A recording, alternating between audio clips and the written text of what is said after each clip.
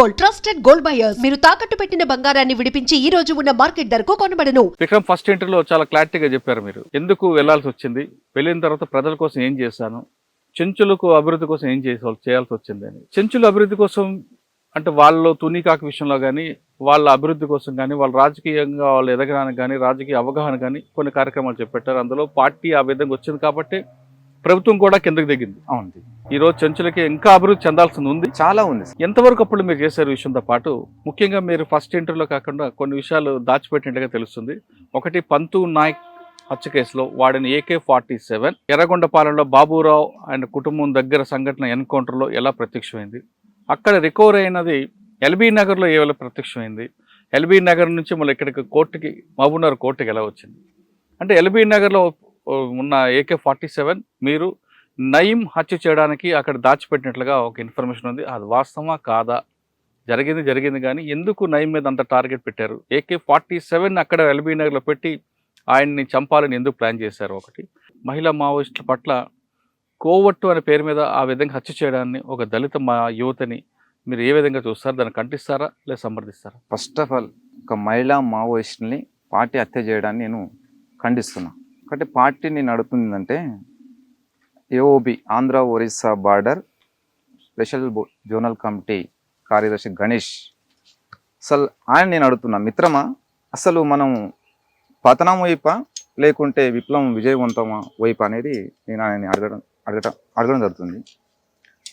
అంటే ఎవరన్నా కోవట్టు అనే ముద్ర పడితే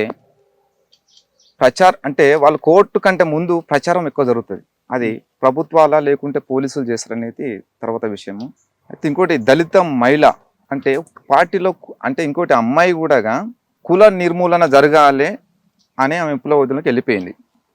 తను దాదాపుగా 5 సంవత్సరాలు పనిచేసింది. మరి అక్కడ విప్లవ రాజకీయాల మీద నమ్మకం లేకుంటే అక్కడ పార్టీ ఆమెకు విప్లవ రాజకీయాలు బోధించలేకపోవడం వల్ల మరి ఆమె ఇన్ఫార్మర్గా అంటే కోర్టుగా మారిందనేది అక్కడ విషయం. అది ఆమెని చంపడం దాన్ని అయితే చాలా నేను ఖండిస్తున్నా. ఎందుకంటే శత్రువు అనే ఒక వ్యవస్థని కూల్చాలని వాళ్ళు తుపాకులు పట్టారు. ఇంకో వ్యవస్థ ఆ విప్లవాన్ని ఎట్లా కూల్చాలనేది ఈ వ్యవస్థ కూడా ఆలోచిస్తూ ఉంటుంది. మరి బూర్జో వ్యవస్థ చేసిన విధానమే మావోయిస్ట్ అంటే విప్లవ పార్టీ కూడా ఆ రకంగా చేయడం కరెక్ట్ కాదు. ఎందుకంటే మన సమాజాన్ని మార్చాలని మనం విప్లవోద్యమంలోకి వెళ్ళాం.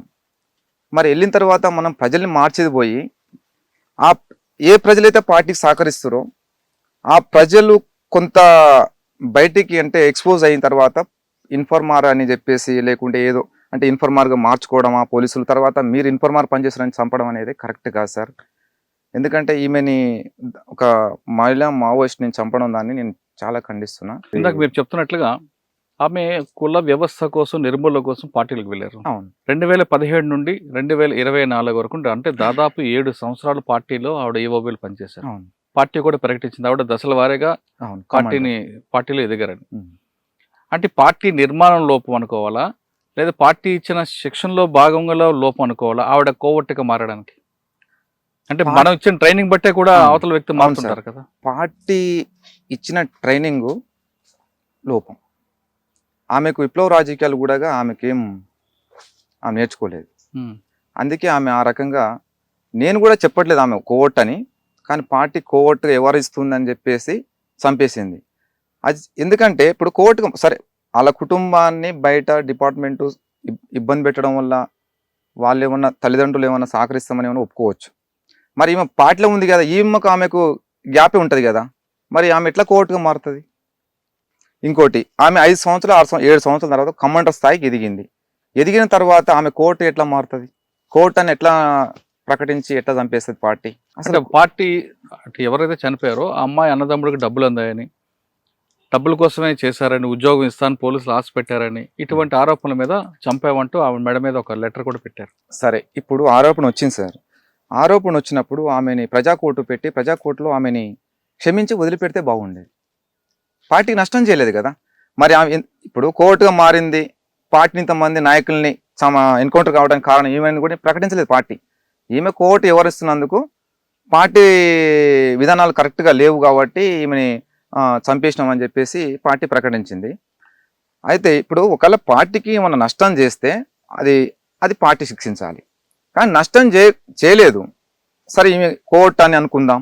మరి ప్రజా కోర్టు పెట్టండి, ప్రజా కోర్టులో పెట్టి ఈ రకంగా మరి ప్రభుత్వాలు ఈ రకంగా కోర్టులని ఇట్లా తయారు చేసి ఇట్లా పార్టీ నష్టం చేయాలనుకుంటుందని చెప్పేసి క్షమించి వదిలిపెడితే బాగుండేది. కానీ ప్రజా కోర్టులో భాగంగానే శిక్షించామంటూ లెటర్ పెడుతున్నారు. ఎట్లా ప్రజా కోర్టులో శిక్ష ఎట్లయితుంది అది? అంటే సాధారణ ప్రజా కోర్టులో మీరు చెప్పిందే వేదమా, ప్రజలు కూడా చెప్తారా చంపాలా శిక్షించాలన్నది? వీళ్ళు ప్రజలలో పెట్టి ఆమె చేసినటువంటి ఏదైతే తప్పు ఉందో దాన్ని ప్రజలకు చెప్తాం ఫస్ట్. మరి దాని ప్రజలు మైనార్టీ బై మెజార్టీ, ఆ పీపుల్ అక్కడ ఉన్న ప్రజలు ఏ విధంగా అయితే వాళ్ళు పార్టీకి చెప్తారో దాన్ని బట్టి అక్కడ యాక్షన్ ఉంటుంది. ఓకే. కానీ ఆమెను అయితే చంపకుండా ఆమెను వదిలిపెడితే బాగుండేది సార్. కానీ పార్టీ ఇప్పుడిప్పుడే ఎదుగుతుంది. ఏఓబిలో చింతూరు దగ్గర ఒక గ్రామంలో ఒక 15 బైకులు డంప్ చేశారు. ఆ 15 బైకుల మీద యాక్షన్ టీములు తిరగడానికి ప్లాన్ చేస్తున్నారు. 15 బైకులు ఒక దగ్గర పెట్టారు. ఈ 15 బైకుల విషయాన్ని పోలీసులకు చేరవేయడంలో ఈమె పాత్ర ఉందని పార్టీ నమ్ముతుందని ఒక అంతర్గత సమాచారం. అంటే అటువంటి విషయాలు చెప్పొచ్చా మరి బయటికి? ఇప్పుడు ఆమె స్థాయి చాలా చిన్న స్థాయి సార్. ఇప్పుడు పార్టీ నిర్మాణాల్లో ఏ స్థాయికి ఎలాంటి నిర్మాణాలు చెప్పాలో అదే నిర్మాణాలు చెప్తారు. ఈమెకు ఓన్లీ ప్రొటెక్షన్ మాత్రమే, ఇది నాయకులకు ప్రొటెక్షన్ మాత్రమే. కాబట్టి ఆమె బయటికి రాదు.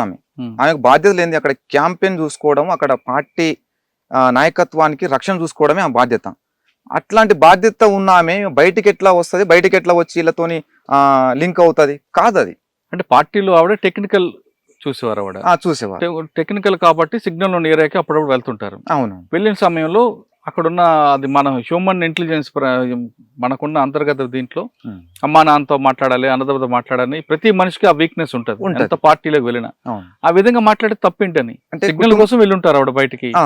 ఒక్కరు వెళ్ళారు కదా సార్, ఒక్కరు వెళ్ళరు పార్టీకి. ఇప్పుడు ఆమెను ఒక్కరినైతే ఎక్కడ పోయినా కూడా పార్టీ కన్నా పనుల మీద పంపినప్పుడు సింగిల్గా అయితే పంపదు. ఆమె తోటి ఇద్దరు వెళ్ళడమా, లేకుంటే ఒక దళం వెళ్ళడమా, దళం వెళ్ళి సిగ్నల్ వెళ్ళిన తర్వాత ఫ్యామిలీ పిలిపించుకోవడమా అనేది చేస్తుంది పార్టీ. మరి సెల్ ఫోన్ అనేది ఎవరు వాడరు, దాంట్లో ల్యాప్టాప్ ఉంది. ల్యాప్టాప్ కూడా ఆమె స్థాయిని బట్టి ల్యాప్టాప్ ఇస్తారు. ఆమె స్థాయి అది కాదు, అంటే ఫోన్ వాడే స్థాయి కాదు, ల్యాప్టాప్ వాడే స్థాయి కాదు. ఓన్లీ మొబైల్ వాడేది ఒక జిల్లా స్థాయి నుంచి, ఒక రాష్ట్ర స్థాయి నుంచి, కేంద్ర స్థాయి నుంచి ఒక మొబైల్స్ వాడతారు. అది కూడా అవసరం ఉంటేనే ఆన్ చేసి ఫోన్ మాట్లాడి మళ్ళీ పక్క పెట్టేసుకుంటారు. ఈమెకి డైరెక్ట్ అట్లా ఫోన్ ఇస్తుంది పార్టీ కూడా. మనం అనుకుందాం పార్టీ ఎట్లా ఇస్తుంది ఫోను? ఆమె స్థాయి కాదుగా, ఆమె స్థాయి ఫోన్ వాడే స్థాయి కాదు కాబట్టి ఫోన్ ఎట్లా ఇస్తుంది? ఇయ్యదు. కానీ పార్టీలో ఉదయ్ అనే వ్యక్తికి ఈమె అసిస్టెంట్గా ఉన్నారు కాబట్టి ఉదయ్ సమాచారం అంతా కూడా ఈవిడ దగ్గర ఉంది. ఈవిడ పోలీసులు ఈ రకంగా వాడకుండా ఉండొచ్చు ఆ తమ వైపు తిప్పుకోవడానికి అనేది ఒక ఆరోపణ. అంటే సార్ ఇప్పుడు పార్టీ సరే మీరు అన్నట్లుగా ఏ తప్పు నేరం చేసినా చంపడం అనేది మాత్రం క్షమించడం నేరం అంటారు. నేనైతే చంపడం అయితే కరెక్ట్ కాదనేది నేను భావిస్తున్నా.